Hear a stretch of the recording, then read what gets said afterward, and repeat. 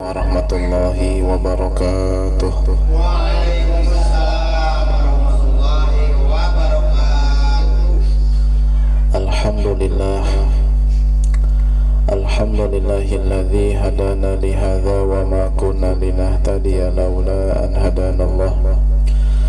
Asyhadu an la ilaha illallah wahdahu la syarika lah, wa asyhadu anna sayyidana Muhammadan abduhu wa rasuluhu la nabiyya ba'dah. Allahumma salli wa sallim ala sayyidina Muhammadin miftahi babi rahmatillah, adada ma fi ilmillah, salatan wa salaman daimaini bidawami mulkillah, wa ala alihi wa sahbihi wa mawalah, amma ba'du. Fanawaitu ta'aluma wa ta'lim wa tadhakura wa tadhkir wa naf'a wal intifa' wal ifadah wal istifadah wal hatha ala tamassuki bi kitabillah wa sunnati rasulillahi sallallahu alaihi wasallam wa du'a ilal huda wa dalalata ala khair ibtigha'a wajhillah wa mardatihi wa thawabihi wa qurbihi subhanahu wa ta'ala wa manawa bihi masyayikhuna wa ma'anim Allah subhanahu wa ta'ala min salihin niyat. As'alullah subhanahu wa ta'ala an yaj'alana wa iyyakum min al-ulama'il amilin al-faizina bi'ilmil yakin wa ainil yakin wa haqqil yakin ma'al lutfi wal afiyah. Allahumma inna nas'aluka ilman nafi'an wa rizqan wasi'an halalan katsiran tayyiban mubarakan wa amalan mutaqabbalan wa waladan salihan wa umran tawilan wa badanan sahihan wa shifaan min kulli da'in wa saqamin bi rahmatika ya arhamar rahimin. Allahumma inna nas'aluka al-ilma laduni wal mashraba safil hani ya wahhab ya ghani. Allahumma inna na'udzubika min ilmin la yanfa' wa min qalbin la yakhsha wa min nafsin la tashba wa min aynin la tadma wa min da'watin la yustajabu laha. Subhanaka la ilma lana illa ma 'allamtana innaka antal alimul hakim wa tub 'alaina innaka antat tawwabur rahim. Allahumma rzuqna fahman nabiyyin wa hifdzal mursalin wa sur'ata ilhamil muqarrabin. Shalli wa sallim ala sayyidina Muhammadin wa ala jami'il anbiya'i wal mursalin walhamdulillahi rabbil alamin. Hadirin wal hadirat muslimin dan muslimat rahimakumullah. Yang saya hormati para kesepuhan, bil khusus sahibul bayit Bapak Ustadz Dimas Kut.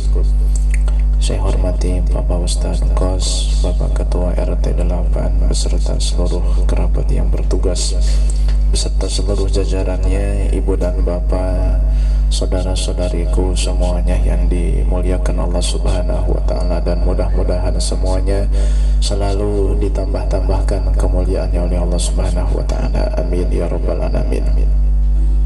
Alhamdulillah, dengan izin Allah Subhanahu wa ta'ala, pada hari Rabu, pada malam Rabu ini, Allah Subhanahu wa ta'ala telah memberi izin kepada kita untuk yang kesekian kali bisa menghadiri majelis ilmu. Namun untuk malam ini tempat pengajiannya dipindahkan ke rumah Ustadz kita, itu Ustadz Dimas Kun. Kita doakan mudah-mudahan rumah ini diberkahi oleh Allah Subhanahu wa ta'ala, penghuninya diberikan kesehatan, panjang umur, keberkahan, jembar rizki, amin ya rabbal alamin.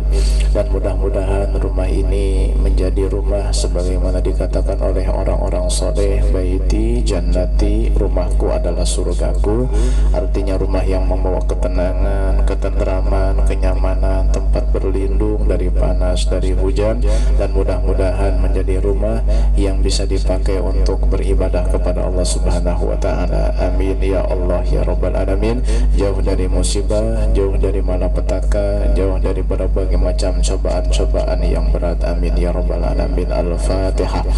A'udzubillahi minasyaitonirrajim. Bismillahirrahmanirrahim. Alhamdulillahi rabbil alamin. Arrahmanirrahim. Maliki yaumiddin.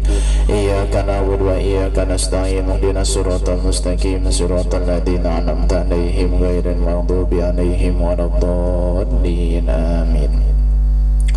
Ibu dan bapak yang dimuliakan Allah, mungkin malam ini adalah mungkin pengajian terakhir untuk sementara di bulan Sya'ban, sebab kita akan menghadapi bulan suci Ramadan. Jadi di bulan suci Ramadan kita tidak mengaji seperti biasa di malam Rabu, namun insyaallah meskipun tidak mengaji, tapi waktu yang biasa kita gunakan mengaji kita pakai untuk tadarus Quran, untuk sholat tarawih, sehingga keberkahan Ramadan tetap Allah berikan kepada kita semuanya. Amin ya rabbal alamin. Untuk kajian kita kali ini kita langsung masuk ke dalam bab fikih saja ya. Syarat sah puasa. Syarat sah puasa.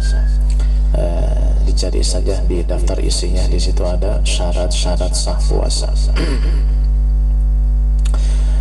Sebelum kita menjelaskan tentang syarat-syarat sah puasa, sedikit saya ingin memberi ijazah ataupun beberapa faedah ya, supaya rumah yang ditinggali itu berkah, selamat ya.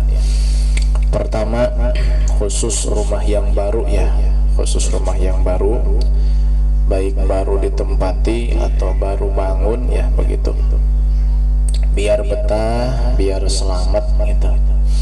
Yang pertama, dibacakan surah Al-Baqarah ya, dibacakan surat Al-Baqarah.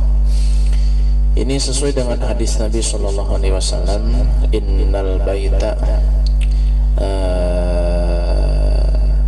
innal buyuta yanfiru minha syaitan idza quri'at fiha suratul Baqarah, atau inna suratul Baqarati idza quri'at fi baitin yanfiru minhu syaitan.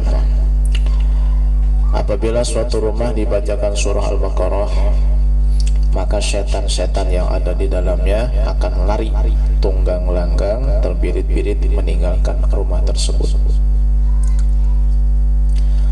Berapa lama setan meninggalkan rumah yang dibacakan surah Al-Baqarah? Di sebagian riwayat disebutkan 3 hari ya. Jadi setan itu akan pergi selama 3 hari meninggalkan rumah yang dibacakan surah Al-Baqarah. Setelah 3 hari balik lagi, makanya dibacakan surah Al-Baqarah lagi, begitu. Paling lambat 3 hari sekali baca surah Al-Baqarah.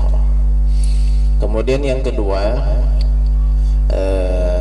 membaca hamdalah ya sebanyak 1000 kali. Ini khusus rumah yang baru nih, biar betah gitu, biar aman, biar nyaman. Alhamdulillah, alhamdulillah, alhamdulillah, alhamdulillah, sebanyak 1000 kali. Dalam satu kali duduk ya, jangan dicicil, langsung sekali duduk. Alhamdulillah, alhamdulillah, alhamdulillah. Kemudian yang ketiga, dibacakan ayat Rabbi anzilni munzalam mubaraka wa anta khairul munzilin. Rabbi anzilni munzalam mubaraka wa anta khairul munzilin. Nah, itu surat apa itu? Ada yang tidak tahu? Sebentar ya, saya cari ayatnya dulu. Rabbi anzilni munzalam mubaraka wa anta khairul munzilin.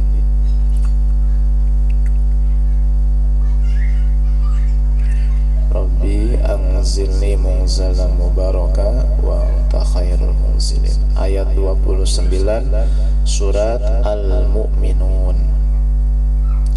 Ayat 29 surat Al-Mu'minun. Bunyi ayatnya waqur rabbi. Wakulnya jangan dibaca, langsung rabbi saja. Rabbi anzilni munzalam mubaraka wa anta khairul munzilin. Ini ijazahnya beda-beda nih. Kalau yang surah Al-Baqarah tadi saya dapat ijazah dari Abu Yagomrawi, guru saya waktu mengaji di Panggang Cisoka, pondok pesantren Darul Falahiyah, Allah yarham. Kemudian yang alhamdulillah saya dapat ijazah dari Kiai Abdullah Mubarak Cirebon. yang Rabbi anzilni munzala mubaraka wa anta khairul munzilin ini dapat ijazah dari Kiai Haji Lutfi, Kiai Haji Lutfi Banjarmasin, Kiai Haji Lutfi Banjarmasin Kalimantan. 3 ya, itu digabungkan ya, jadi Al-Baqarah terus Alhamdulillah 1000 kali, lalu ayat 29 surat Al-Mu'minun yang dibaca Rabbi anzilni munzalam mubaraka wa anta khairul munzilin. Setiap habis sholat sebanyak 3 kali. Setiap habis sholat sebanyak 3 kali.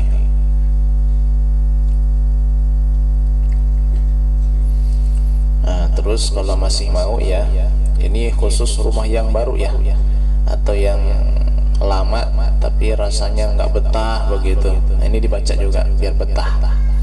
Kadang-kadang ada rumah yang bawaannya nggak betah gitu, pengennya di luar aja ya. Padahal rumahnya gede ya, mewah, serba ada, tapi nggak betah. Itu dibaca. Kemudian yang keempat, azan ya di setiap pojok rumah. Setiap pojok, ada berapa pojok ini ya? Ya, tiap pojok azan. Allahu Akbar, Allahu Akbar, Allahu Akbar, Allahu Akbar. Ada tiap pojok rumah. Ada. Ya. Masih mau lebih? Udah 4 aja lah. Masih banyak sebetulnya, tapi cukup 4 aja. Ada yang ditulis juga di kertas tuh panjang itu ya. Nanti ditaruh di pintu. Ini khusus kalau yang memang rumahnya angker begitu. Suka kadang-kadang ada yang ngetuk pintu tengah malam, dibuka nggak ada.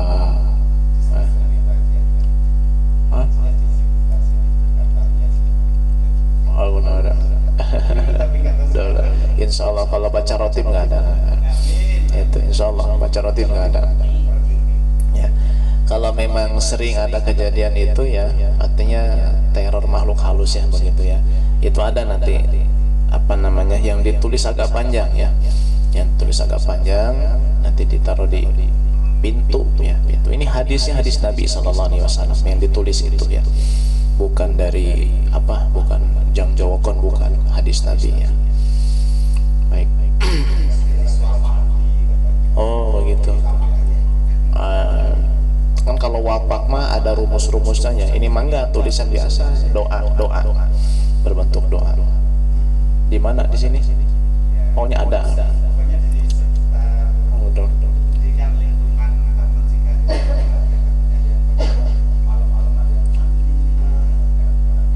Ya biasalah.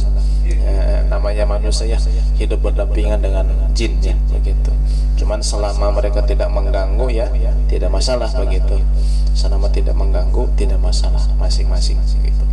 Makanya kalau mereka mengganggu ya kita pun harus apa namanya berbuat sesuatu ya begitu, biar kita nyaman, tidak terganggu begitu. Sebetulnya dengan mengamalkan Ratibul Haddad aja istiqomah insyaallah, yang kayak gitu nggak bakal ada ya, nggak bakal ada insyaallah. Jauh dari mimpi buruk ya, lingkungan juga aman. Kan sempat saya ceritakan dulu ya sejarah atau asal mula penulisan Ratibul Haddad kan dulu di daerah Tarim ya dan sekitar itu sering ada penampakan ya. Kadang-kadang ada kerbau tanpa kepala gitu. Sering penampakan banyak. Maka Habib Abdullah Al-Haddad menyusun Ratibul Haddad. Nah gitu. Dibacakan alhamdulillah. Kita berjalan jam 2 malam pun di sana itu tidak ngeri ya, tidak seram, aman, tentram begitu. Yang penting diamalkan Ratibul Haddad. Kalau bisa ya berjamaah di masjid ya, di masjid. Baik, itu hanya sebatas selingan saja mengawali kajian kita malam hari ini. Sudah ketemu halamannya? Sudah ya. Halaman berapa di situ?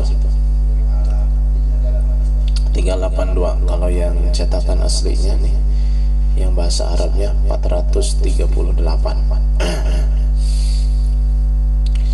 Bismillahirrahmanirrahim. Syurutus sihhatis shaumi, syarat-syarat sah puasa. ai idza tawaffarat hadhihi syurutu shahha shaumu. Maksud dari syarat-syarat sah puasa adalah jika syarat-syarat ini terpenuhi maka hukum puasa sah.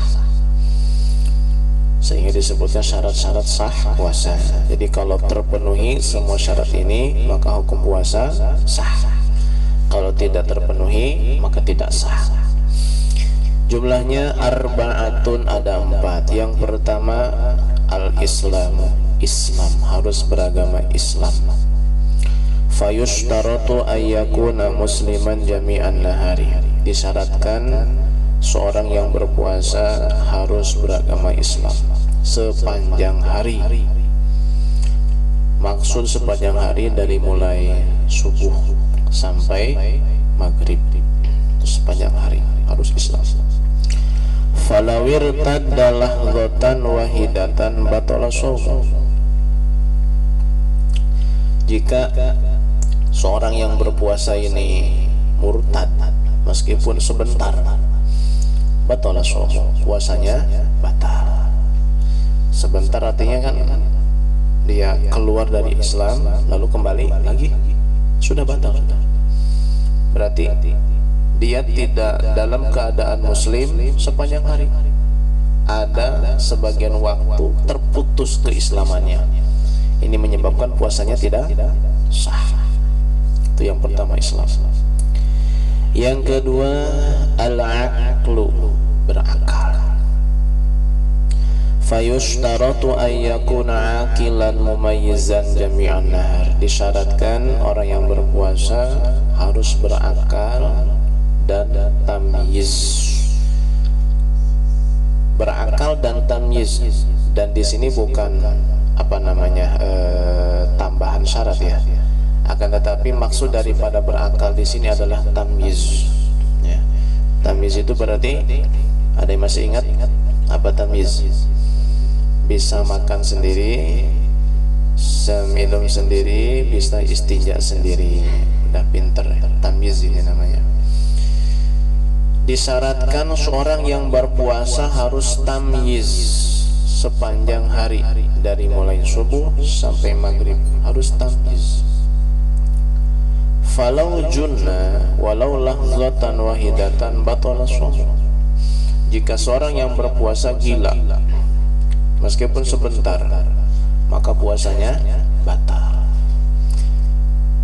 Arti sebentar ya gilanya langsung sembuh gitu ya. Gila langsung sembuh lagi, bentar tetap puasanya batal. Kenapa?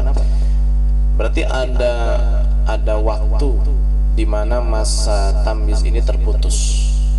Sedangkan syaratnya sah puasa harus dalam keadaan tamyiz sepanjang hari, jangan terputus dari mulai subuh sampai maghrib, jangan terputus tamyiznya tuh. Wa amal igma'u wa sukru, adapun ayan dan mabuk, fasayati tafsilu fi mubtilati shalah. Ini perincian nanti ada di dalam bab tentang hal yang membatalkan puasa. Apakah ayan membatalkan puasa ataukah mabuk juga membatalkan puasa? Ini perinciannya ada ya. Cuman saya sebutkan ya sedikit perinciannya, yaitu jika mabuknya atau ayannya tidak sepanjang hari.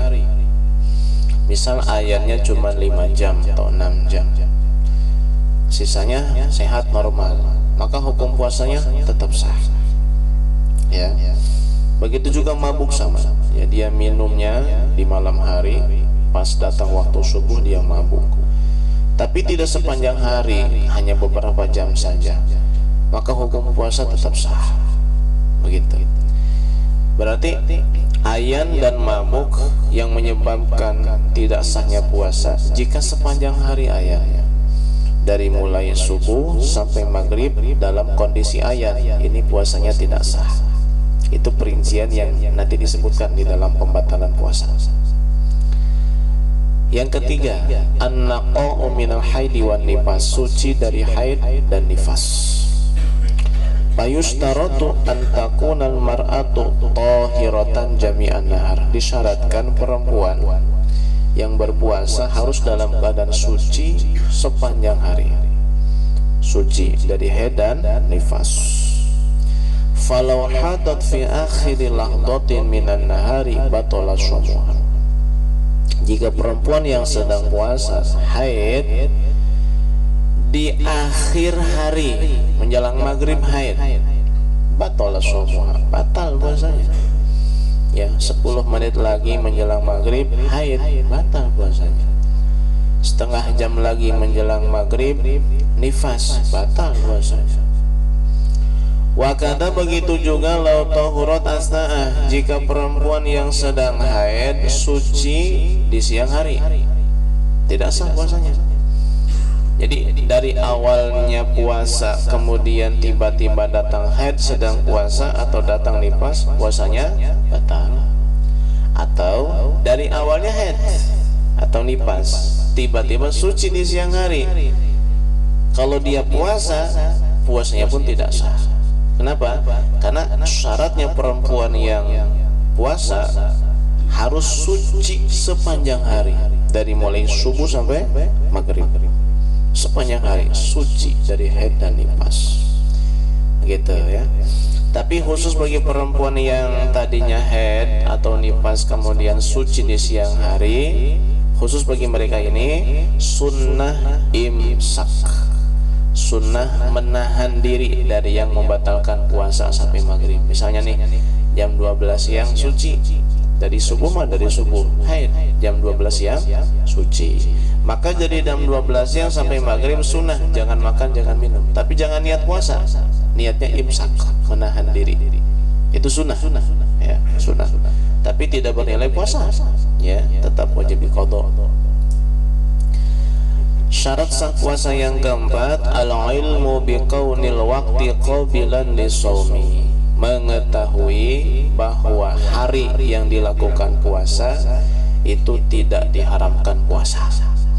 Jadi bukan hari tasyrik, bukan hari Idul Fitri, Idul Adha ya, bukan pertengahan akhir bulan Sya'ban, bukan hari Syak ya, hari-hari biasa begitu. Jika berpuasa di hari yang dilarang puasa, maka puasanya tidak sah. Keempat syarat sah puasa tadi bukan hanya berlaku pada puasa Ramadan, semua puasa ya, Senin Kamis, puasa wajib, puasa nadar, puasa kifarah, puasa qadha, puasa sunnah, berlaku keempat syarat yang tadi. Islam berakal atau tamyiz, kemudian suci dari haid dan nifas, serta mengetahui bahwa hari yang dilaksanakan puasa adalah bukan hari yang dilarang puasa. Empat ya, berlaku. Jadi kalau ada non muslim misalnya puasa seminggu, sah puasanya? Enggak, bukan Ramadan, puasa biasa, sah puasanya? Tidak ya. Anak kecil umur 4 tahun makan masih belepotan, istrinya belum bisa puasa dari pagi sampai sore, sah puasanya? Tidak ya. Kenapa? Belum tamyiz. Baik. Selanjutnya adalah syarat-syarat wajib puasa. Ai idza tawaffarat hadhihi syurutu wajaba shaum. Maksud daripada syarat wajib puasa adalah jika syarat-syarat ini terpenuhi maka wajib puasa. Apabila syarat-syarat ini terpenuhi maka hukumnya wajib puasa. Ada berapa syarat wajib puasa? Khamsatun, ada 5 ya. Jadi syarat wajib puasa ada 5.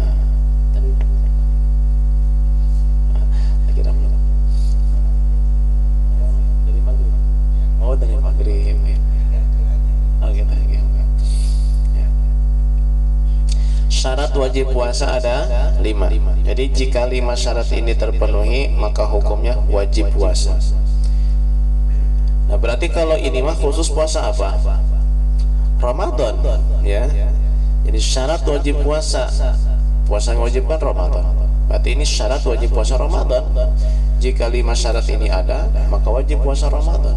Jika tidak ada salah satu atau lebih daripada satu, tidak wajib puasa Ramadan. Kalau yang tadi syarat sah puasa umum sifatnya.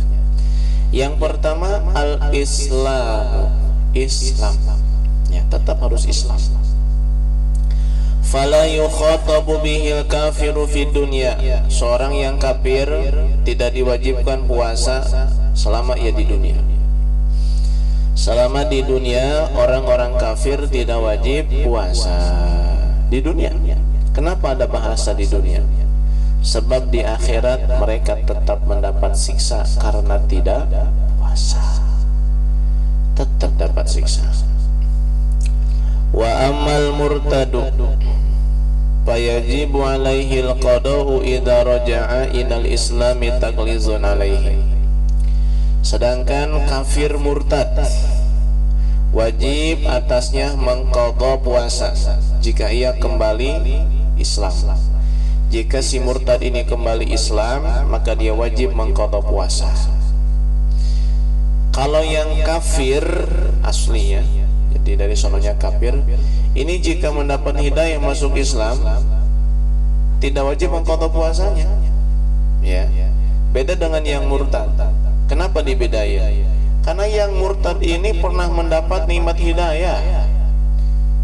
Yang murtad ini pernah Islam. Dia tidak mensyukuri nikmat Islam sehingga dia keluar daripada Islam. Maka ketika ia kembali kepada Islam, hukumannya diberatkan oleh Allah Subhanahu wa taala. Taglizun alaih, diberatkan. Ya. Kan sudah kita pelajari ya, jika seorang yang murtad itu tidak mau bertobat, jika diterapkan syariat Islam, kan hukumannya harus dipancung, eksekusi mati. Nah, tidak ada tawar-menawar lagi, murtad.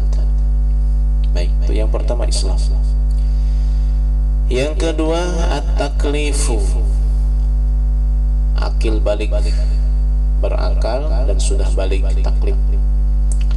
Amma sabiyu, adapun anak kecil, fayajibu ala waliyi amrihi ayyamurahu bisawmi li sab'i sinina. Wajib kepada orang tuanya atau siapapun yang mengurusnya menyuruh anak kecil berpuasa jika sudah berusia 7 tahun. Jadi wajib ya. Kalau tidak nyuruh dosa orang tuanya tuh. Orang tua di sini tidak khusus bapak, termasuk ibu. Pokoknya siapa yang ngurus anak-anak. Kalau bapaknya sering keluar, ibunya berarti yang nyuruh di rumah. Begitu. Atau bapak ibunya kerja, yang ngurusnya siapa? Neneknya yang nyuruh berarti. Ya. Pokoknya siapa aja yang bertugas mendidik, membesarkan anak, ya, yang bertanggung jawab, atau dia sendiri yang ingin membesarkan anak orang lain, mengadopsi misalnya, ya dia wajib nyuruh anak tersebut kalau sudah umur 7 tahun biar puasa. Ya. Nah, anak ini tidak wajib puasa karena belum balik, meskipun sudah tamyiz ya.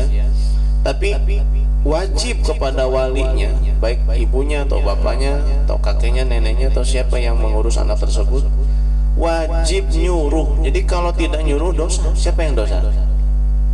Orang tuanya, si pengurus atau si pendidik anak tersebut. Ya, pembantu bisa, kalau di pesantren ya gurunya, kan sekarang banyak pondok-pondok anak kecil kan. Ya umur 7 tahun udah pada mondok, 8 udah pada mondok, kan belum pada balik tuh. Siapa yang nyuruh? Gurunya disuruh, wajib. Nah.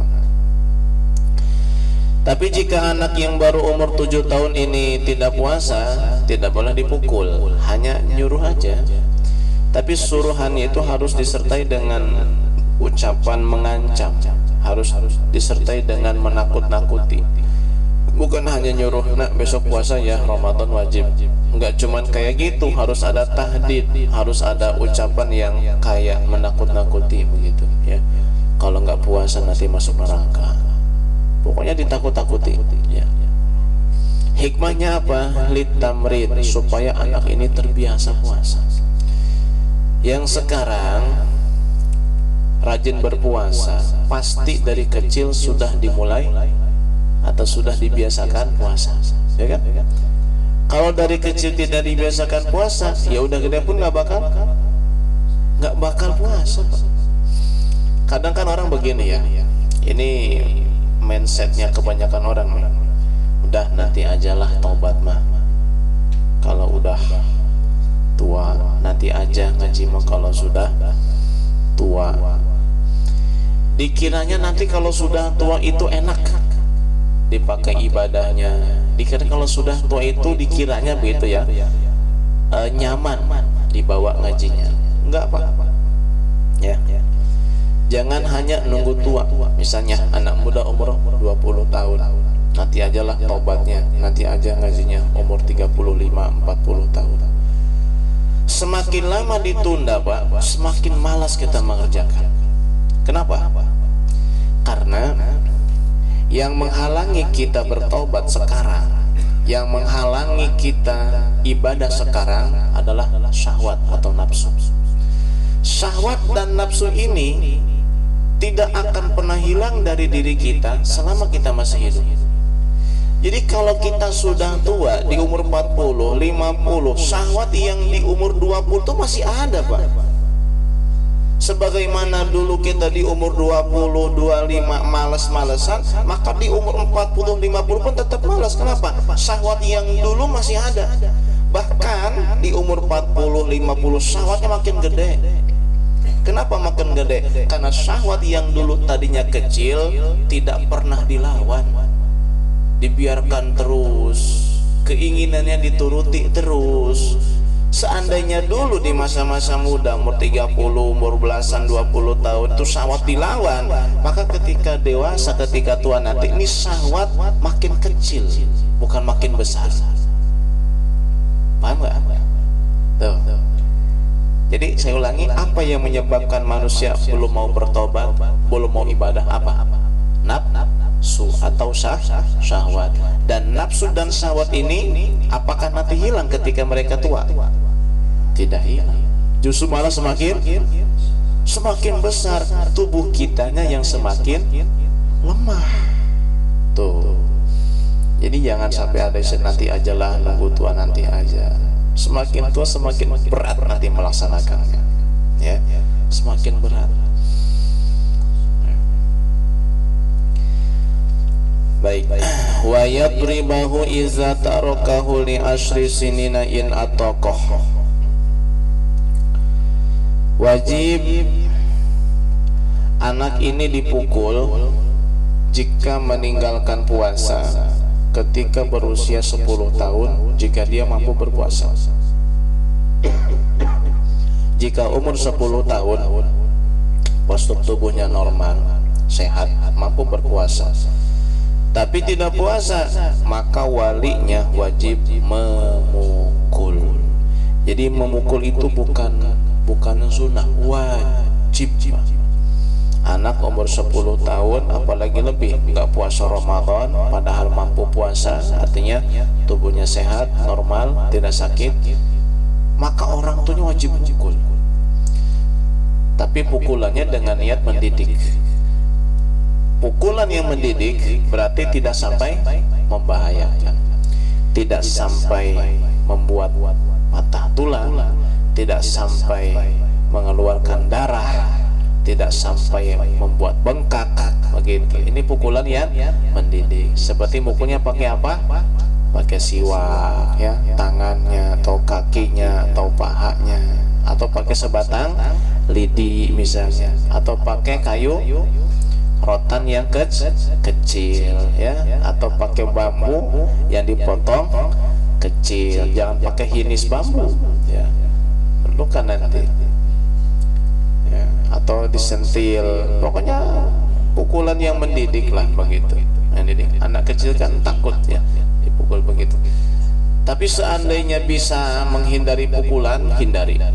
Ya, jadi sebisa mungkin nih kita bentak kayak begitu ya, atau kita pelototin kayak ya, selama masih bisa untuk tidak memukul, yang penting anak ini nurut, mau ikut. Biarin anak ini nggak ikhlas nggak apa-apa, belajar ikhlas macam anak kecil. Yang kita tuh udah sepuh aja belum bisa ikhlas, ya.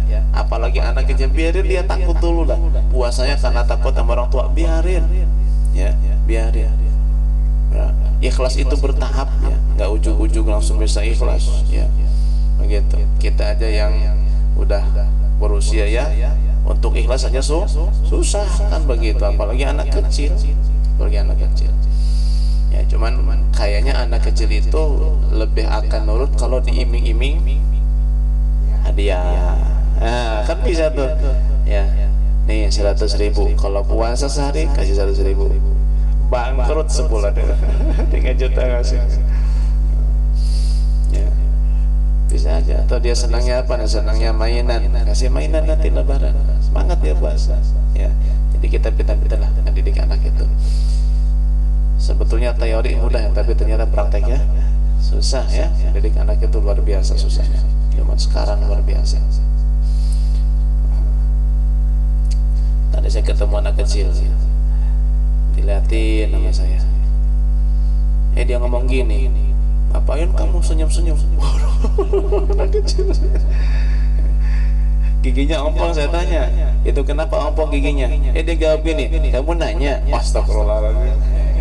Dasar anak kecil, Masya Allah. Kamu nanya katanya. Aduh, ngalamin juga digituin ya. Tahu anak siapa kali itu, Masya Allah. Yang ketiga, syarat wajib puasa al-itaqah, mampu berpuasa. Mampu berpuasa ini ada yang secara zahir, ya, ada yang secara syar'i. Ya. Secara zahir ya memang fisiknya mampu berpuasa. Kalau secara syar'i, ya, jadi meskipun apa namanya kelihatannya kayak nggak mampu, tapi kategorinya mampu. Sehingga ada beberapa orang yang tidak berkewajiban puasa karena tergolong tidak mampu. Tidak mampu puasa ya secara fisik, tidak mampu puasa ya secara syar'i, secara agama. Meskipun fisiknya kuat, tapi secara agama dikategorikan tidak mampu puasa.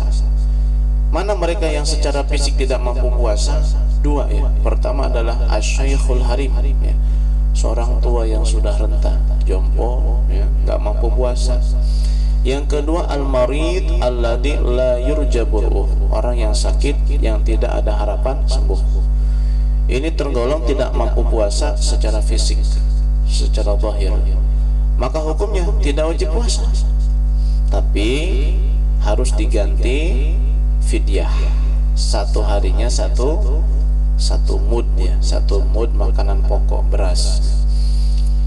Yang kedua, yang tidak mampu puasa secara syar'i, secara agama, artinya fisiknya mungkin mampu puasa ya, sehat normal, tidak sakit, masih muda, tapi secara secara agama digolongkan tidak mampu puasa. Siapa mereka? Dua, haid dan nufasa, perempuan yang haid dan sedang nifas.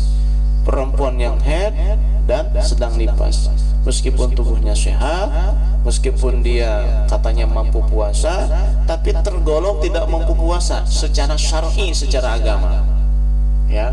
Sehingga perempuan yang haid dan nifas tidak wajib puasa. Kenapa? Karena tergolong tidak mampu puasa, ya.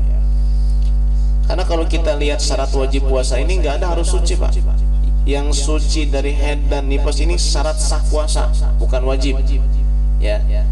Yang wajib puasa kan Islam, taklif ya, kemudian balik berakal, yang ketiga mampu, nanti yang keempat sehat, yang kelima mukim, tidak kemana-mana, tidak musafir. Ini nggak ada nih suci dari haid dan nifas. Jadi kalau tidak dijelaskan seperti yang saya sampaikan tadi, takut salah paham. Oh, berarti perempuan yang haid dan nifas tetap wajib puasa dong, karena kan mencukupi 5 syarat ya. Dia Islam, kemudian balik berakal, dia pun mampu puasa, kemudian sehat, lalu tidak bepergian. Ini kan cukup syaratnya tuh. Perempuan yang haid, kelima syarat ini ada pada dirinya. Tapi kenapa kita katakan tadi tidak wajib puasa? Karena perempuan yang haid tergolong orang yang tidak mampu puasa secara syar'i, secara syar'i. Sedangkan syarat wajib puasa harus mampu. Perempuan yang haid tergolong tidak mampu, maka tidak wajib puasa. Hanya perbedaan dengan yang tua renta. Kalau yang haid dan nifas ini tidak fidyah ya, tapi wajib qada ya, di bulan berikutnya. Cuman kodonya itu alal muasa ya, jadi waktunya itu leluasa. Artinya tidak wajib langsung qada ya. Jadi enggak mesti tanggal 2 Syawal harus langsung qada, enggak, leluasa lah. Yang penting masih ada waktu cukup buat qada aja begitu. Jadi kalau hutang puasanya 5 hari misalnya, sampai bulan Syaban itu ya tersisa hanya 5 hari. Kalau sudah nyisa 5 hari bulan Syaban, ini hukum qadanya jadi wajib yang tidak boleh ditunda. Kenapa? Karena tidak ada waktu lagi, kesempatan lagi, tinggal 5 hari doang Syaban ini. Maka wajib qada puasa ya bagi yang haid dan nifas itu. Tapi hari sebelumnya karena masih panjang ya, ke Ramadan lagi masih lama, maka hukumnya wajib yang leluasa waktunya begitu. Makanya bagi yang punya hutang tahun kemarin, sekarang cepat-cepat qada ya, karena bulan Syaban tinggal beberapa hari lagi ya. Berapa hari lagi Syaban? Ya, kurang lebih 8 harian lah, 8 hari 7 hari.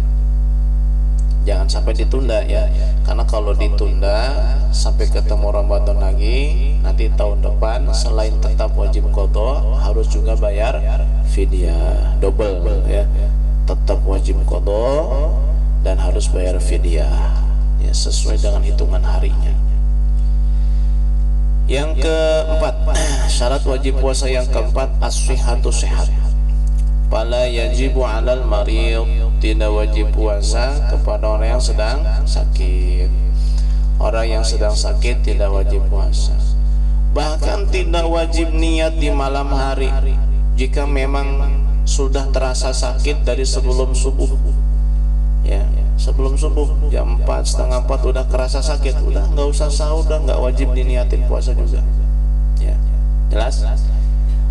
Kalau sebelum subuh itu badan terasa enakan, ini ke badan agak ringan ya, agak enakan nih, sahur Pak, wajib niat puasa tuh. Jadi orang yang sakit ini kan tidak wajib puasa, tapi tetap wajib qada nanti ya, tidak wajib puasa. Pertanyaannya, apakah tetap wajib niat kemudian puasa dan nanti gimana siang aja? Kalau lanjut, kalau tidak kuat batal. Apakah memang dari malam sudah boleh tidak niat puasa begitu? Nah, ini diperincikan ya, harus ingat. Jika dia terasa sakit, badan terasa sakit, merasa sakit ya, dari sebelum subuh jam 4 misalnya, jam 4 kurang setengah jam atau setengah 4, jam 4 kurang 15 menit badan terasa enak, kayaknya saya kuat puasa nih ya, kuat, udah sahur, wajib niat tuh. Nanti itu mah gimana siang?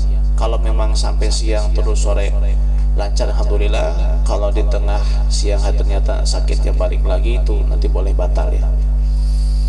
Lain halnya kalau dari sebelum subuh sudah terasa sakit ya, badan tetap meriang, tetap sakit, setengah 4 tetap juga sakit, ini mah nggak wajib niat puasa, udah.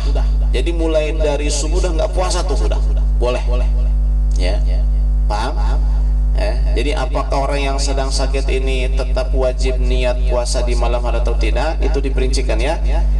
Bagaimana rasa sakitnya? Ada nggak sebelum subuh nih? Kalau sebelum subuh merasakan sakit, berarti tidak wajib niat puasa di malam hari. Kalau sebelum subuh terasa sehat, tidak ada sakitnya atau hanya ringan saja sakitnya, maka tetap wajib niat puasa di malam hari ya, begitu. Nah, cuma sakit yang seperti apa orang itu boleh kagak puasa ya? Kata para ulama, huwaladzi yukhafu minhul halal. Sakit yang jika dipaksakan puasa bisa menyebabkan kematian, atau ta'akhurus syifa, sembuhnya lama, atau ziyadatul maradi, nambah parah. Tuh, ingat perincian ini. Sakit yang kalau dipaksakan puasa bisa menyebabkan kematian. Misalnya apa? Mah kronis. Ini mah kronis ada sembuhnya juga, tapi kadang kumat kan begitu. Kalau dipaksakan puasa bisa parah, bisa sampai dirawat di rumah sakit.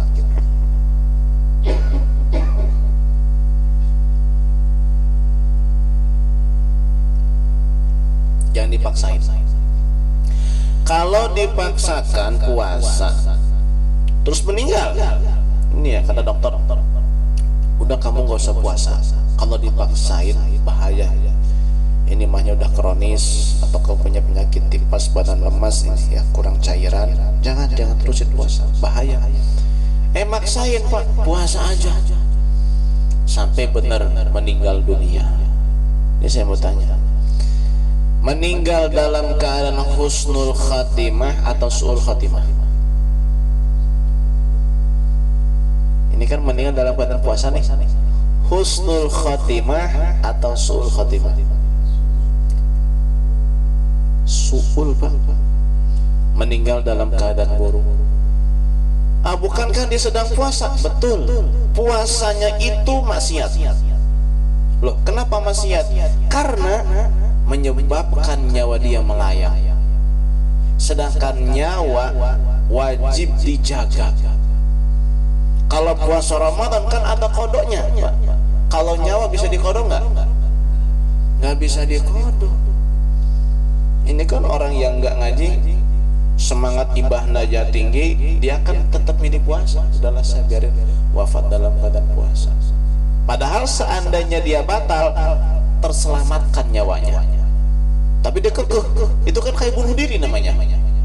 Nah, itulah pentingnya ngaji, ya. Jadi tidak semua ibadah itu bernilai ibadah, ya. Ibadah itu bernilai ibadah kalau benar menurut Allah. Kalau kata Allah salah, ya meskipun kelihatan ibadah, ya bukan ibadah, maksiat, dosa itu, ya. Paham ya? Jadi jangan sampai kita salah mengambil tindakan, ya, dalam hal tersebut. Selanjutnya yang kelima, syarat wajib puasa adalah iqamah. Apa itu iqamah? Mukim, ya, tidak bepergian. Fala yajibu 'alal musafiri, tidak wajib puasa kepada musafir. Seorang yang musafir tidak wajib puasa. Alladhi yusafiru safaran tawilan, jika perjalanannya jauh, yaitu 82 km. Mubahan, dan perjalanannya diperbolehkan, diizinkan oleh agama, bukan perjalanan yang haram. Wa yustaratu ayyusafira qabla tulu'il fajri, hanya disyaratkan bagi orang yang musafir, jika mereka tidak mau puasa, harus bepergian dari sebelum fajar, harus sudah berangkat dari sebelum fajar. Jadi kalau mau mudik ke Jawa, ya sholat subuhnya jangan di Taman Cikande, ya, jangan di rumah, udah keluar dari sebelum subuh, begitu. Kalau sholat subuhnya di At-Taqwa atau di rumah lalu berangkat, ini mah tetap wajib puasa. Jelas? Gitu. Seandainya seorang yang musafir, ya, dia sahur di rumah, tapi sholat subuhnya di At-Taqwa, ya, orang Taman Cikande, setelah subuh dia baru berangkat ke Jawa. Di tengah jalan nih, dia nggak kuat puasa, ya, kalau dipaksakan bisa celaka, karena dia sebagai seorang supir, ya, menyebabkan nyawa orang lain bisa terancam. Boleh dia membatalkan puasa, ya, boleh, Pak. Tapi bukan karena musafir. Karena apa? Karena tidak kuat. Boleh, cuma nanti dikodok. Lain halnya kalau memang dari sebelum subuh sudah keluar dari kampung, 3:30 sudah berangkat dengan keluarga, ya. Kemudian sholat subuhnya di Gembong misalnya, Keramat. Lanjut pagi-pagi, kita makan aja lah, kita kan musafir nih, udah nggak usah puasa, sarapan. Nih ketika sarapan, ketika nyarap, ketika nggak puasa, wajib niat mengambil rukhsah. Tuh, Kalau tidak niat mengambil rukhsah haram sama. Ya. Jadi wajib niat ngambil rukhsah. Istilahnya ngambil rukhsah tarokhus. Apa namanya? Tarokhus, mengambil rukhsah, mengambil kemudahan. Ya, mengambil keringanan hukum. Jadi ketika pagi-pagi tuh misalnya udah kita nyarap aja lah makan. Bismillahirrahmanirrahim. Dalam hati saya niat mengambil rukhsah. Bismillah. Aman begitu. Karena kalau tidak diniatkan mengambil rukhsah, khawatir tidak bisa dibedakan mana tidak puasa yang dibolehkan, mana tidak puasa yang haram. Begitu. Ya, kan sama nanti kan di rest area banyak yang makan juga tuh ya. Ini kan macam-macam nih. Ada yang makannya haram, ada yang makannya diperbolehkan. Yang diperbolehkan itu karena musafir. Yang haram karena ya musafir jaraknya dekat misalnya, atau berangkatnya setelah subuh kan begitu. Ya. Nggak puasa malah kan haram tuh. Nah supaya beda tuh antara yang makannya diperbolehkan sama yang diharamkan, nih bagi yang musafir harus niat mengambil rukhsah. Dalam hati aja saya niat mengambil rukhsah, atau saya niat tarokhus bahasa Arabnya. Bismillah. Begitu. Sama juga hanya orang yang sakit. Ya misalnya dari malam badan biasa sakit, tapi menjelang subuh kok agak sehat, sahur dia niat biasa. Jam 9 pagi sakit lagi. Wah ini kayaknya kalau teruskan bahaya ya. Boleh tuh nggak puasa, batal. Boleh. Tapi ketika dia minum atau makan membatalkan puasa, wajib niat rukhsah juga. Ngambil rukhsah wajib itu. Ya. Wajib niat ngambil rukhsah. Begitu juga orang yang lapar nggak bisa ditahan. Ya.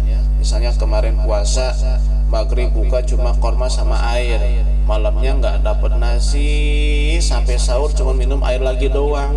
Karena mohon maaf ya mungkin karena ekonominya kurang ya, nggak ada yang peduli misalnya. Di siang hari tuh hari kedua nggak kuat ya Allah, lapar luar biasa. Karena semalam belum nemu nasi, ya, baru nemu kurma doang sama air, ya, sama bala-bala 3 biji, sama lontong yang semangkok. Belum nemu nasi belum. Kan kalau kita makan kalau belum nasi belum makan ya. Malah lontong kan nasi, tapi dianggapnya bukan makan, bukan nasi. Kuat lapar, dipaksakan parah ini, bisa dirawat di rumah sakit. Boleh batal puasa, boleh. Ya. Tapi ketika membatalkan puasa harus niat ngambil rukhsah. Ini ingetin nih, setiap orang yang diperbolehkan membatalkan puasa karena uzur, ketika membatalkan puasa di siang hari wajib niat ngambil rukhsah. Wajib niat ngambil rukhsah. Dalam hati saya niat mengambil rukhsah, atau yang singkat nawaitu tarokhus. Itu yang singkatnya tuh. Nawaitu tarokhus, saya niat mengambil rukhsah.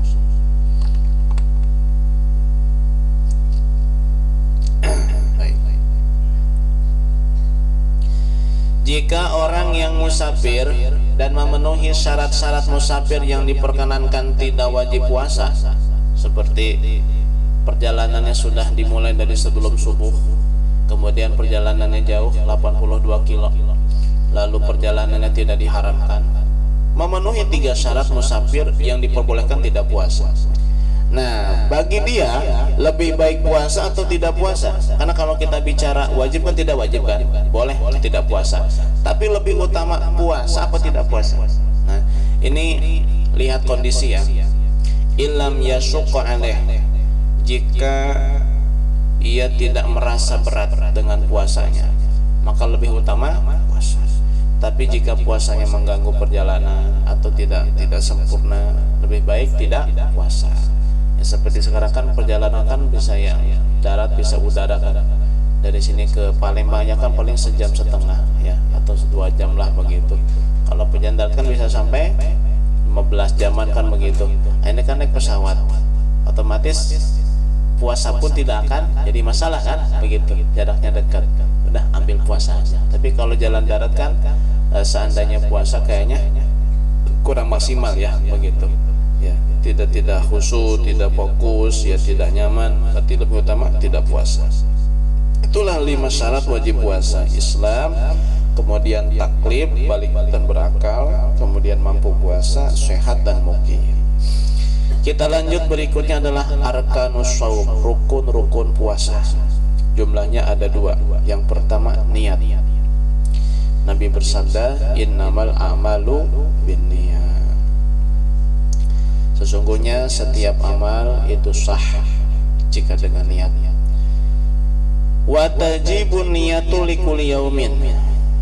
Niat puasa Ramadan wajib tiap hari. Waktunya malam. Nabi sallallahu alaihi wasallam bersabda, la shiyama liman lam yubayyitin niyah. Tidak sah puasa orang yang tidak niat di malam hari. Jadi niat puasa Ramadan harus di malam hari dan tiap hari. Itu dalam mazhab Syafi'i ya. Dan tiap tahun sering saya sampaikan, di dalam mazhab Syafi'i kalau memang kita lupa tidak niat ya, dalam satu malam, maka esok harinya yang pertama puasanya tidak sah. Yang kedua tetap wajib kayak orang puasa, wajib imsak tuh. Yang ketiga wajib qada. Yang keempat kalau sengaja-ngaja memang tidak niat di malam hari, dosa tuh ya. Jadi kalau sengaja-ngaja nggak niat di malam hari dosa. Besoknya puasanya tidak sah, tetap wajib qada dan tetap wajib kayak orang puasa imsak. Jangan ada istilah tanggung, udahlah tanggung, puasa juga nggak sah, makan aja dah, nggak bisa mas. Kalau makan haram, minum haram, ya tetap kayak orang puasanya, tapi puasanya tidak sah, begitu. Tuh ya, kalau memang lupa ya, lupa, tidak sengaja. 3 kewajiban, 3 hal tetap berlaku, yang satu tidak berlaku. Mana yang tidak berlaku? Dosa. Tidak dosa karena kan lupa tuh. Malam lupa nggak niat, besoknya kan nggak sah puasa tapi nggak dosa. Kenapa? Karena kan lupa. Tapi tetap wajib diqada, tetap wajib kayak orang puasa, imsak, wajib nahan dari apa yang membatalkan puasa, dan puasanya tidak sah. Tuh, puasanya tidak sah, tetap wajib qada dan tetap wajib kayak orang puasa. Kalau tidak sampai niat di malam hari karena lupa atau sengaja. Itu dalam mazhab Syafi'i. Di dalam mazhab Imam Malik, ya, niat puasa Ramadan cukup di malam pertama. Niat puasa Ramadan cukup di malam pertama. Niatnya untuk 1 bulan puasa. Saya niat puasa bulan Ramadan seluruhnya tahun ini karena Allah Ta'ala, karena mengikuti Imam Malik. Tuh. Jadi kalau di malam pertama udah niat puasa Ramadan sebulan, malam berikutnya nggak perlu niat dalam mazhab Imam Malik. Jadi malam kedua nggak perlu niat, malam ketiga nggak perlu niat. Udah cukup di malam pertama niat puasa sebulan. Sebulan ya, bukan puasa besok, sebulan. Nah kalau yang niat puasa sebulan ini di dalam mazhab Syafi'i, ini hanya berlaku buat hari besok Pak. Nah, beda ini. Saya ulangi. Kalau di dalam mazhab Imam Malik, di malam pertama jika kita niat puasa 1 bulan, maka ini cukup ya, tidak perlu malam berikutnya niat lagi, cukup untuk puasa 1 bulan. Di dalam mazhab Syafi'i, jika malam pertama niat puasa 1 bulan, ini yang niat puasa 1 bulan di malam pertama hanya untuk puasa besok doang Pak. Malam keduanya mah tetap wajib niat lagi. Jadi nggak berlaku tuh untuk malam yang berikutnya. Hanya berlaku di malam pertama dalam mazhab Syafi'i. Jadi meskipun kita di malam pertama niat puasa 1 bulan karena kita mazhabnya Syafi'i, maka di malam kedua tetap wajib niat. Makanya di malam pertama kalau kita niat puasa 1 bulan harus ditambah karena taklid atau karena mengikuti Imam Malik. Harus ditambah itu tuh. Jadi saya niat puasa di bulan Ramadan, saya niat puasa Ramadan seluruhnya tahun ini karena Allah Ta'ala, karena taklid atau karena mengikuti Imam Malik. Kalau nggak ditambah taklid atau mengikuti, maka hukum niat yang tadi hanya buat besok doang. Malam berikutnya tetap wajib niat.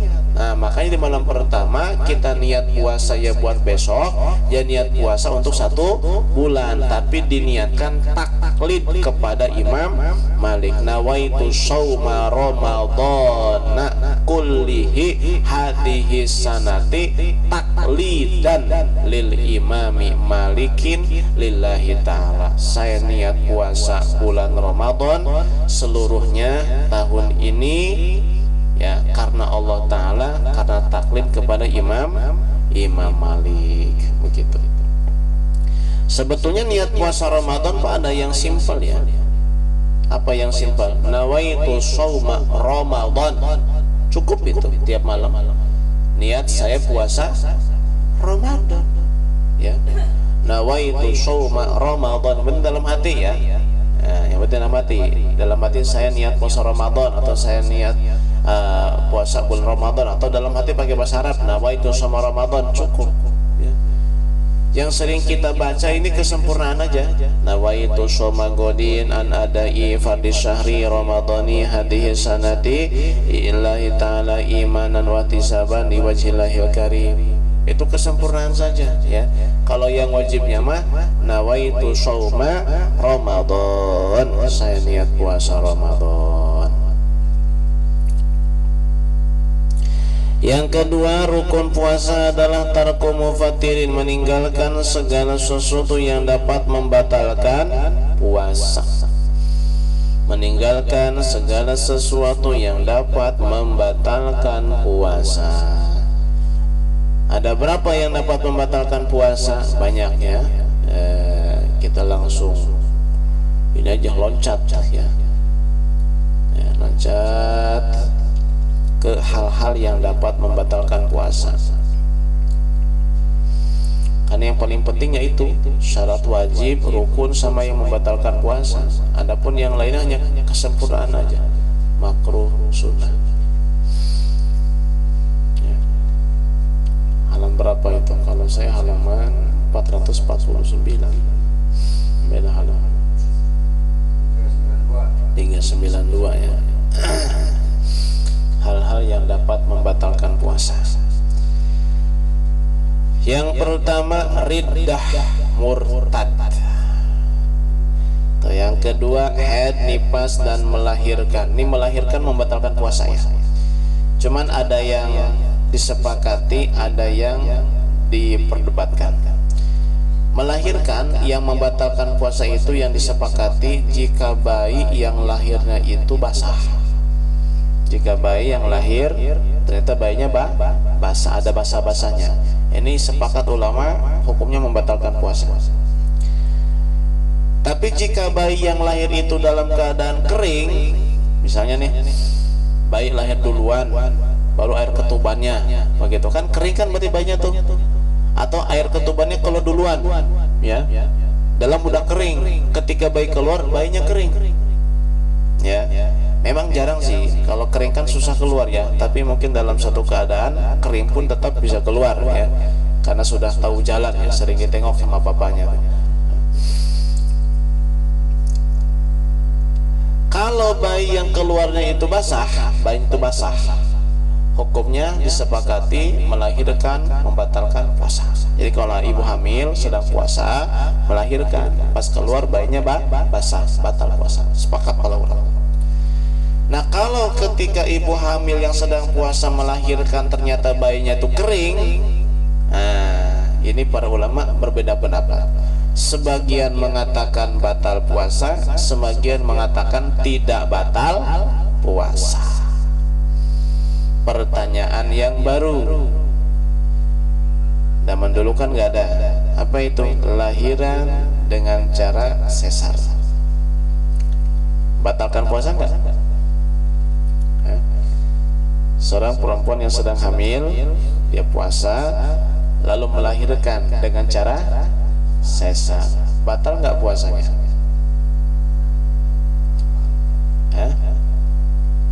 Batal nggak?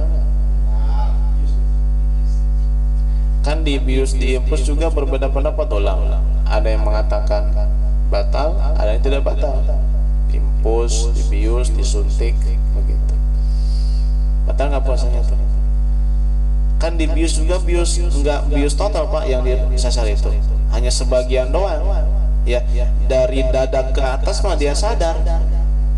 Ya, nggak ada, jarang yang dibius total, bahkan nggak boleh tidur kan, perempuan yang sedang lahiran cesarean nggak boleh tidur, ya, sehingga dibius total nggak mungkin, ya nggak, belum pernah nyobain, tanya sama ibu-ibu ya.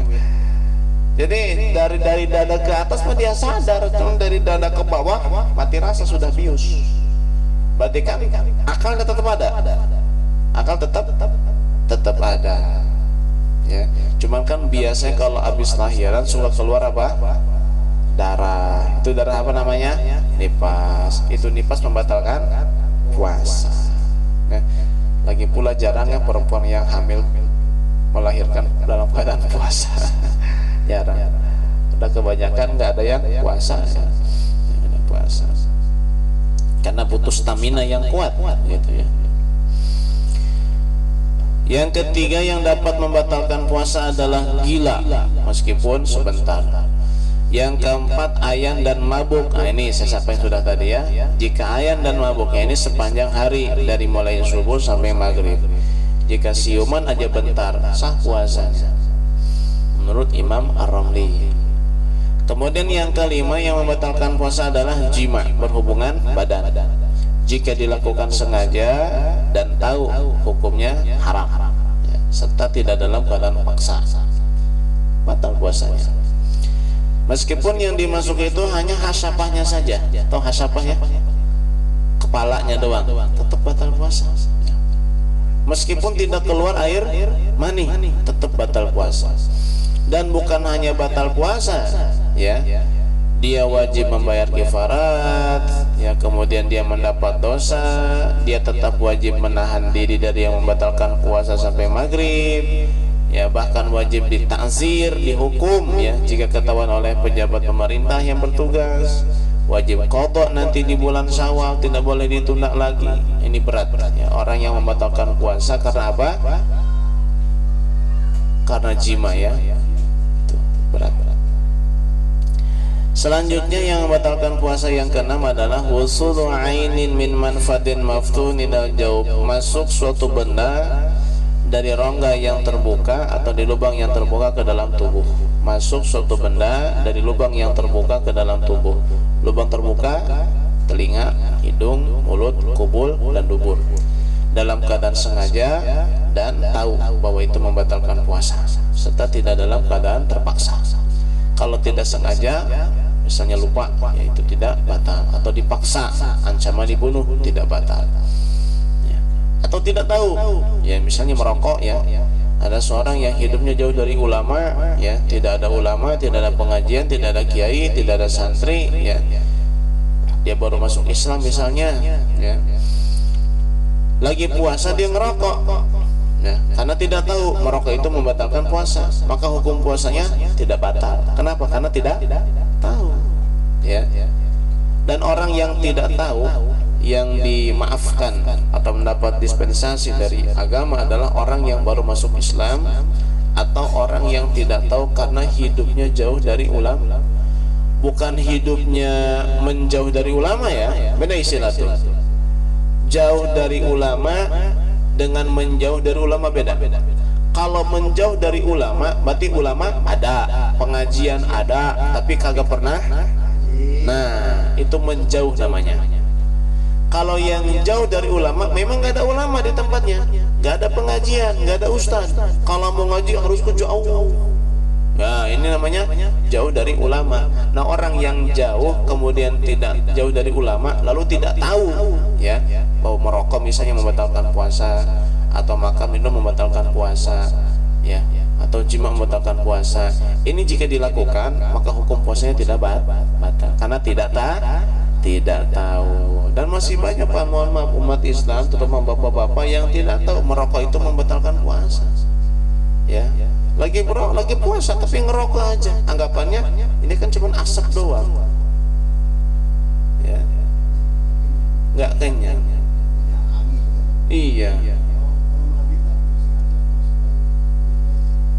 kemasukan air kemasukan telinga. Lagi mandi kemasukan air telinganya, itu diperincikan Pak ya. Kalau mandi sunnah atau mandi wajib dan mandinya itu tidak berenang, hukumnya tidak membatalkan puasa. Jika mandi wajib atau mandi sunnah tapi mandinya berenang, itu kalau kemasukan air batal puasa meskipun tidak sengaja. Sedangkan jika bukan mandi sunnah, bukan mandi wajib, kemasukan air meskipun tidak sengaja, hukum puasanya batal. Mau mandinya berenang ataupun tidak berenang tetap batal. Misalnya mau berangkat kerja nih ya, 6:30 jam 6 mandi dulu di rumah, kemasukan air telinga, batal puasanya. Karena itu bukan mandi wajib, bukan mandi sunnah. Lain hanya kalau hari Jumat kita mau berangkat sholat Jumat, mandi dulu ya, lagi mandi kemasukan air telinga, batal puasa enggak? Dengan syarat mandinya disiram ya, bukan berenang gitu. Sebelum subuh ya, sebelum waktu subuh dan setelah maghrib itu hindari mandi siang hari kalau bisa. Kenapa? Takut kemasukan air, batal puasanya. Sengaja tidak sengaja batal. Nggak apa-apa, asalkan belum masuk waktu subuh ya. Belum masuk waktu subuh, lebih aman Pak. Lebih-lebih kan kalau puasa mah sunnah kita mandi setelah maghrib. Jadi mandi sorenya itu usahakan setelah maghrib sambil ngambil sunnah mandi ya, biar seger ya. Kalau memang punya penyakit rematik ataupun asam urat ya, mandi pakai air hangat boleh mandi pakai air hangat boleh ya, jangan dipaksakan pakai air dingin, kumat nanti rematiknya ya.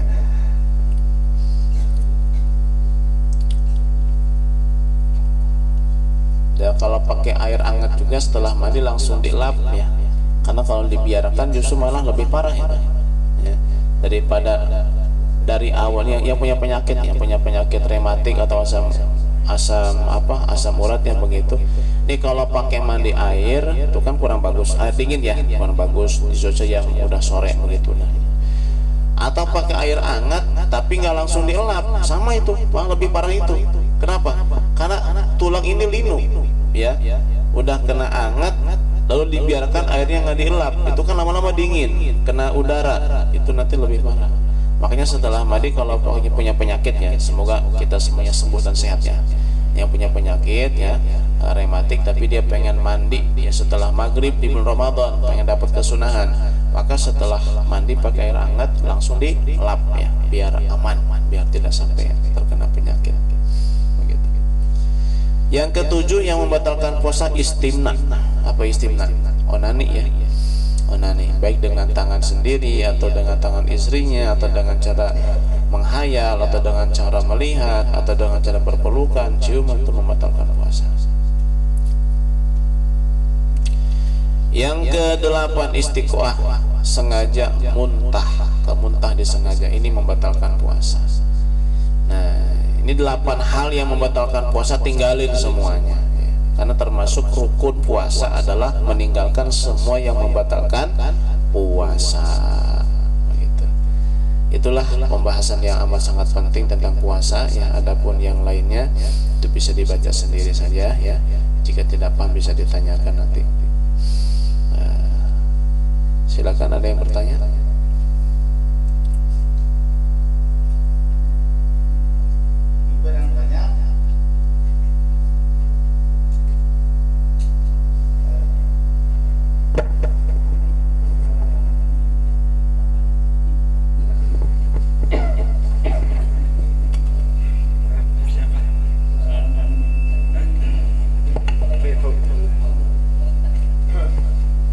Mabuk minum, dan kita berdoa kepada Allah Subhanahu wa taala semoga yang dihajatkan oleh Bapak Ustaz Dimaskur beserta keluarga Sahibul Bait Allah kabulkan semuanya, amin ya rabbal alamin. Allahumma salli wa sallim ala sayyidina Muhammadin fil awwalin wal akhirin wa barik wa sallim wa radiyallahu ta'ala an kulli sahabati rasulillahi ajma'in, amin ya Allah ya rabbal alamin. Alhamdulillahi Rabbil Alamin hamdan yuwafi ni'amahu wa yukafi'u mazidah. Ya Rabbana lakal hamdu kama yanbaghi li jalali wajhikal karim wa li'azimi sultanik.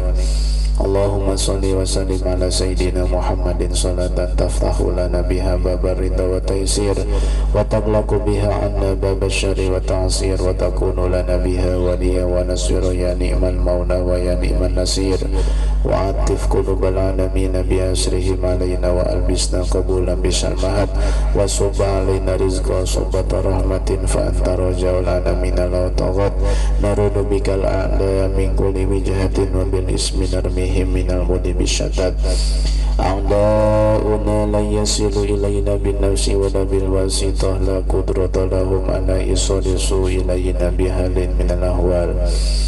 Allahumma inna nas'aluka bijahi Sayyidina Muhammad sallallahu alaihi wasallam an tuwasi'a alaina wa ala auladina wa zuriyatina wa man awsana bidu'a.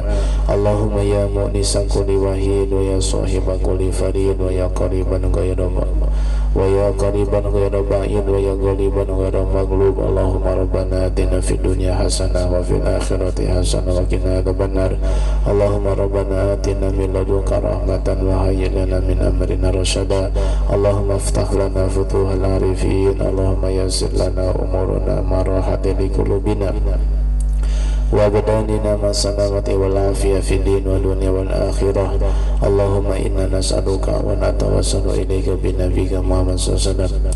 Nas'aluka bismika bismillahirrahmanirrahim al-hayyul qayyum alladzi la ta'khudhuhu sinatun wa la nawm. Nas'aluka bismika bismillahirrahmanirrahim al-hayyul qayyum alladzi anasnahu al-wujuh wa khasha'nahu al-aswad wa wajilat minhu al-qulub an tusalli ala sayyidina Muhammad wa ala sayyidina Muhammad wa anta ja'ala lana al-Qur'ana fid dunya qarina wa fil qabri munisa wa fil qiyamati syafi'a wa ala sirati nura wa ila jannati rafiqa wa minan nari sitran wa hijaba wa ila khairati kulliha dalila wa imama bifadlika wa judika wa karamika ya akramul akramin wa an taqdiya hajatina hajati dunya bil maisarah wa hajatil akhirah bil maghfirah bijahi qutbi rabbani wal qasim samadani sultanil awliya sayyidina Syekh Abdul Qadir Jailani ya sultanul arifin sayyidina Syekh Abdul Qadir Jailani inna natawassalu ilaikum min rabbil bariyah bitashili umurina fid din wa dunya wal akhirah. Allahumma jal wa ansul sawaba ma qara'nahu wa ma astaghfarnahu wa ma sallaynahu wa ma da'una ila hadratin Nabi Muhammad sallallahu alaihi wasallam wa ila ruhi ashabi wa azwaji wa dhurriyyatihi wa li baitihi. Allahumma jal wa ansul sawaba ma qara'nahu wa ma astaghfarnahu wa ma sallaynahu wa ma da'una ila hadratin qutbi rabbani wal qasim samadani sultanil awliya sayyidina Syekh Abdul Qadir Jailani wa la ilmatil arbati radiyallahu anhum wa ila rohi awliya illahil kiram bahatul jalil bahatul kohar basir wa negara bahasa nusim bahayasin bahman marifai bahjar fasodik bah umar sahir sunan huriya qadasallahu sirahu wa nawaradarihu mayuni darajatihim wa adalina min barokatihim wa amtara alaika sakaramati wa ila rohi awliya illah ya ramidamillah wa ila rohi jami'in muslimin wal muslimat al-mu'minin wal-mu'minat fidannahu minan nar wa hijabannahu minan nar wa sitrannahu minan nar wa fiqakannahu minan nar. Allahumma inna nas'aluka khaira hadal bait wa khaira ahlihi wa khaira ma fihi wa na'udzubika min syarri hadal bait wa syarri ma fihi. Allahumma inna na'udzubika min syarri hadal bait wa syarri ma fihi wa syarri ahlihi. Allahumma rabbi anzilni munzilan mubaraka wa anta khairul munzilin. Rabbi anzilni munzilan mubaraka wa anta khairul munzilin. Rabbi anzilni munzalan mubaraka wa anta khairul munzilin. Rabbana zalamna anfusana wa illam taghfir lana wa tarhamna lanakunanna minal khasirin. Allahumma hasin maqasidana wa maqasid sahibil hajat wa baligh muradana wa muradahu bil khair. اللهم إن أحد أرادنا بسوء من الجن والإنس والوحوش وغيره من سائر المخلوقات من بشر أو شيطان أو سلطان أو وسواس فاردد نظرهم في اتكاس وقلوبهم في وسواس وأيديهم في فلاس وبكم من أرض إلى رأس لا بسهل يقطع ولا بجبل يطلع بمئة ألف لا حول ولا قوة إلا بالله العلي العظيم ربنا آتنا في الدنيا حسنة وفي الآخرة حسنة وقنا عذاب النار صلى الله على سيدنا محمد وعلى آله وصحبه وسلم والحمد لله رب العالمين. الفاتحة.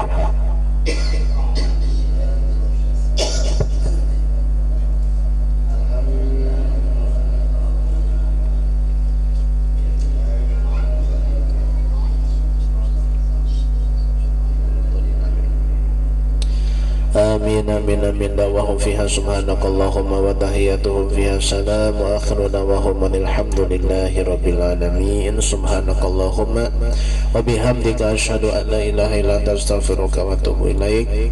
السلام عليكم ورحمة الله وبركاته.